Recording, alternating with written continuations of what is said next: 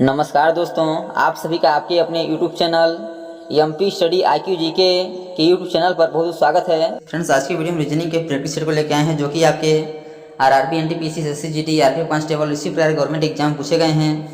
यदि आप किसी भी एग्जाम की तैयारी कर रहे हैं जिस एग्जाम में रीजनिंग से क्वेश्चन पूछा आता है, उस एग्जाम के लिए रीजनिंग के ये सभी क्वेश्चन बहुत ही महत्वपूर्ण हैं। तो चलिए बिना देरी किए हुए अपने क्वेश्चन को आगे बढ़ते हैं और देखते हैं कि किस टाइप से क्वेश्चन आपके एग्जाम में रीजनिंग से पूछा जाता है। जिसमें पहला क्वेश्चन दिया गया है, क्वेश्चन है कौन सा क्षेत्र महासागर और अटलांटिक महासागर को निरूपित करता है लेकिन आर्कटिक महासागर को नहीं। बताना है कि जो आपका ये डायग्राम दिख रहा है इसमें से ऐसी कितनी संख्या है जो कि अटलांटिक महासागर और महासागर को निरूपित करते हैं लेकिन आर्कटिक महासागर को निरूपित नहीं करते हैं। तो जो आपका ये गोला वाला आकृति दिख रहा है, यह आकृति आपका आर्कटिक महासागर को निरूपित करता है, और जो त्रिभुज वाला है आपका महासागर को, और जो आपका यह चतुर्भुज जैसा दिख रहा है आपका अटलांटिक महासागर को निरूपित करता है। तो बताना कितनी ऐसी संख्याएं हैं जो महासागर में हो और अटलांटिक में हो, अर्थात इस वाले डायग्राम में होना चाहिए और आपका अटलांटिक महासागर में होना चाहिए लेकिन आर्कटिक महासागर में नहीं होना चाहिए, क्योंकि हम मना किया है लेकिन आर्कटिक महासागर को नहीं, यानी कि इसमें आपका नहीं होना चाहिए।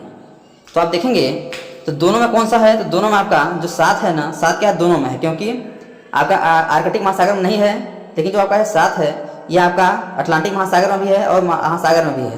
तो जो आपका आंसर हो जाएगा वो आपका 7 हो जाएगा, और ये ऑप्शन नंबर सी पर दिया गया है, इसका option number C correct answer हो जाएगा 7।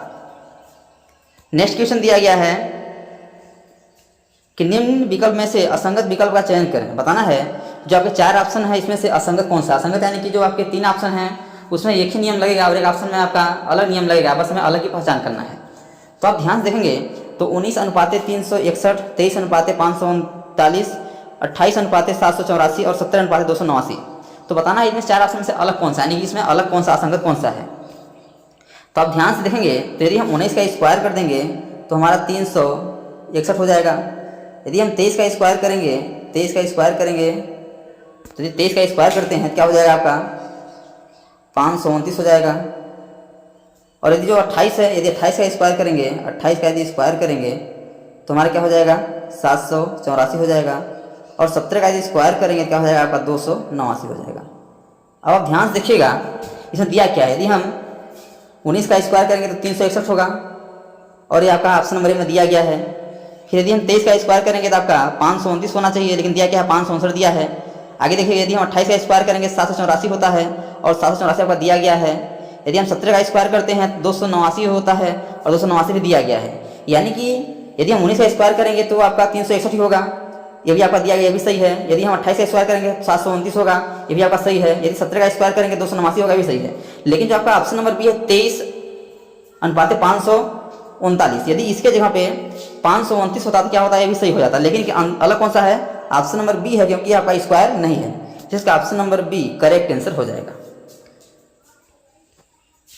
नेक्स्ट दिया गया है कि निम्न विकल्प में से असंगत विकल्प का चयन कीजिए। बताना है जो आपके WAY को क्या लिखा है, WAYA, MEET को EETM लिखा है, LIKE को KILE लिखा है, HVE को AVEH लिखा है।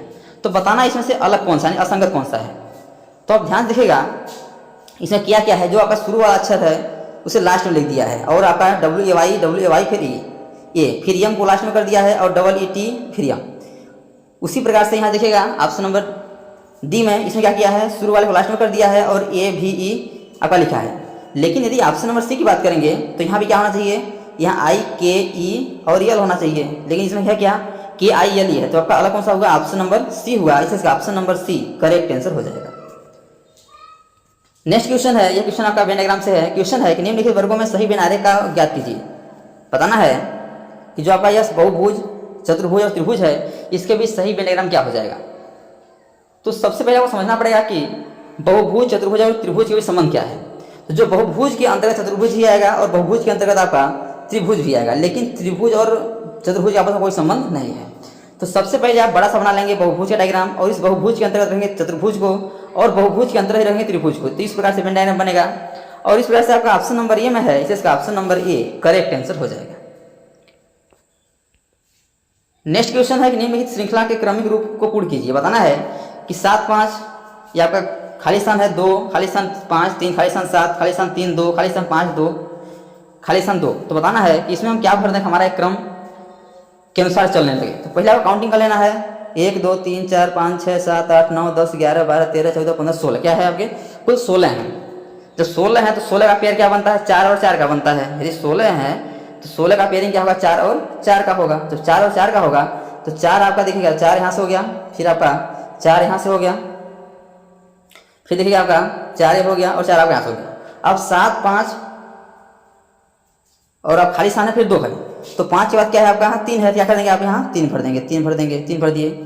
अब देखिए अब आपको सब क्रम मिल जाएगा क्योंकि आपका ये का पूरा हो गया। 7 5 3 2, यहाँ शुरू क्या करेंगे 7 कर देंगे, 7 5 3, फिर यहाँ 2, उसी प्रकार से यहाँ 2 हो जाएगा, फिर 7 5 3 2, फिर हो जाएगा 7 5 7 5 3 2, इस प्रकार से। अब हम भरे क्या क्या हैं, तो भरे हैं 3 7 2 5 7 3, और जो भरे हुए हैं उसी को हमारा आंसर हो जाएगा। तो 3 7 2 5 7 3 आपका ऑप्शन नंबर सी में है, इसलिए इसका option number C correct answer हो जाएगा। इसी क्रम से भरने पर क्या हो रहा है, इसमें क्रम से हमारा आंसर आ जा रहा है, यानी क्रम क्या चला है, इसमें क्रम चला है 7 5 3 2 का।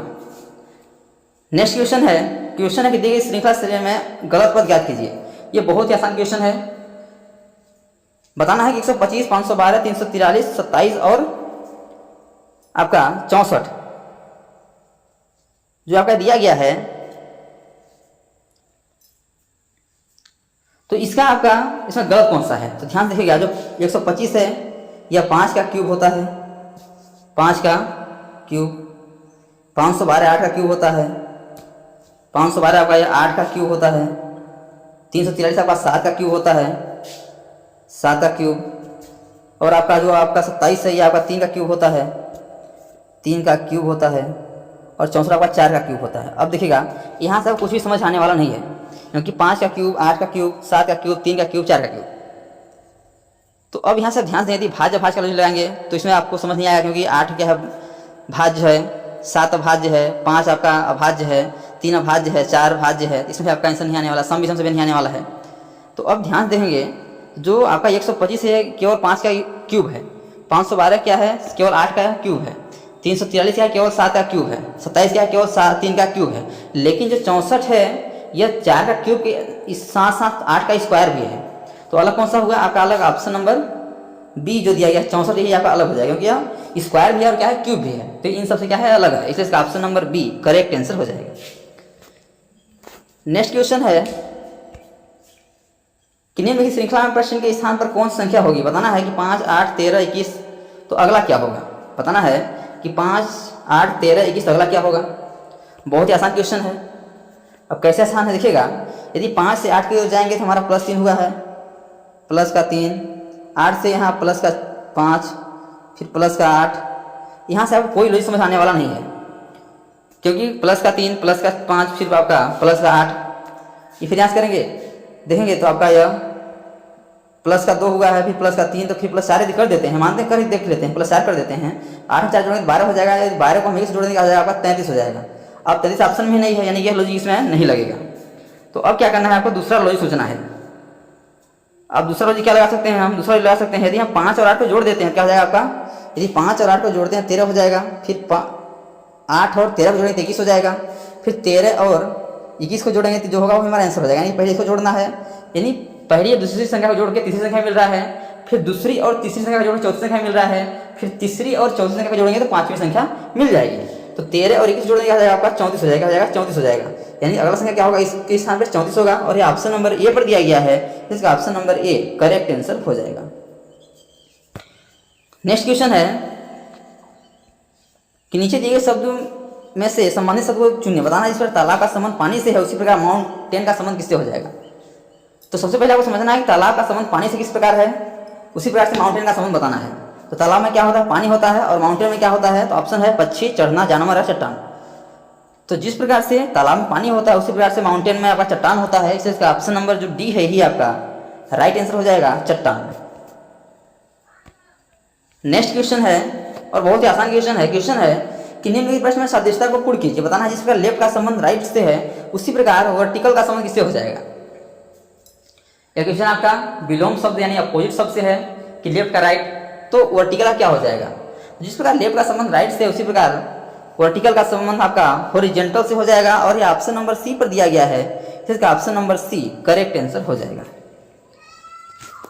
नेक्स्ट क्वेश्चन है कि नीचे दिए गए प्रश्न सदस्यता में संबंधित संख्या को ज्ञात कीजिए। बताना है जिस प्रकार 8 का संबंध 100 से है, उसी प्रकार 12 का संबंध किससे हो जाएगा। तो 8 को क्या करें हमारा कि 100 हो जाए। यदि हम 8 का स्क्वायर करेंगे 64 होगा, 100 होने वाला नहीं है। यदि हम 8 को 10 से गुणा करा देते हैं अपने से, यदि 8 को क्या करते हैं 10 से गुणा करा देते हैं, क्या हो जाएगा 80 हो जाएगा, और 20 अपने से जोड़ देते हैं तो 100 हो जाएगा। अब उसी प्रकार से हम 12 को भी करके देखते हैं, यदि आंसर आता नहीं आता है तो 12 को भी 10 से गुणा करा देंगे, गुणे 10 और प्लस में 20, क्योंकि 20 जोड़े हैं, प्लस में 20 तो 12 दाम 120 और प्लस 10 क्या हो जाएगा 140। यानी इस क्वेश्चन मार्क में क्या होगा 140 हमारा आंसर हो जाएगा। यानी जिस प्रकार से 8 का संबंध 100 से है, उसी प्रकार से 12 का संबंध 140 से हो जाएगा। और यह आपका ऑप्शन नंबर बी पर दिया गया है, तो इसका option number B right answer हो जाएगा। तो दोस्तों thanks for watching this video. यह वीडियो कैसा लगा कमेंट बॉक्स में जरूर बताइएगा। तो आज तक इतना ही, मिलते हैं नेक्स्ट वीडियो में, तब तक के लिए जय हिंद, वंदे मातरम।